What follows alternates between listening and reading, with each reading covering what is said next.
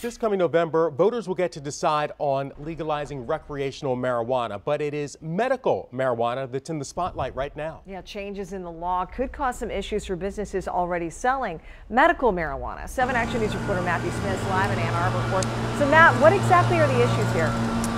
Well, medical marijuana is in a real legal gray area right now. We're standing right across the street from Home of Medicine. They're a medicinal marijuana dispensary. They've been here for 8 years. They've got local approval here in Ann Arbor, but not from the state. It's kind of similar to how you've heard about federal law saying marijuana is not legal, but we've had states who allowed it, both recreationally or, like here in Michigan, medicinally.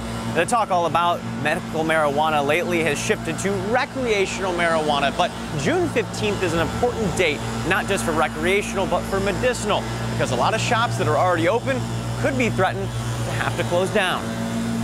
What we do on a daily basis breaks federal law, but it's important enough to take that risk. Inside Home of Medicine, you don't get the feel of most dispensaries. You won't find billowing smoke or patients shoulder to shoulder. One thing that we wanted to do is create a space that our grandmothers, our mothers would feel comfortable in. This space is more like a coffee shop. Sure, they sell marijuana, but there's a consultation room. There's even a chief medical officer. You'll find chocolate bars, eye drops, edibles of all kind, but they, like every other dispensary, aren't licensed to sell it yet. Laura has realized that the process is arduous, right? This is David Harns. He works for Laura, the folks who are in charge of licensing the dispensaries ushered in by Michigan's 2016 marijuana legislation. The problem is, while nearly 500 have applied for licenses by the deadline given, only 12 have been pre-qualified.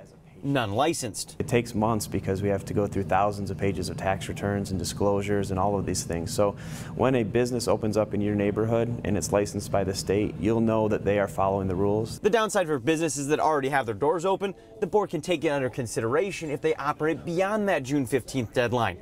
It's a sticky legal situation marijuana businesses are used to. Pastor Reedy says he won't comment on the licensing issues. It is, after all, his livelihood. For him, for the shop, the goal remains the same. Sticking to the medicine. Nothing's more relevant. You know, this country's going through an opioid crisis, and we're seeing more and more of our patients coming through that are trying to wean themselves off of opiates or any pharmaceuticals, really. Now, the 5-person group that actually approves licenses will be meeting once again at the end of May. They'll do more pre-qualifications then. I'm told they should actually be issuing licenses sometime in the next 4 to 6 weeks, but that may be too late for some of the businesses, which means they have a question. Do they want to stay open and risk never getting that license, or will they shut down for the meantime? We're live in Ann Arbor. Matthew Smith, 7 Action News.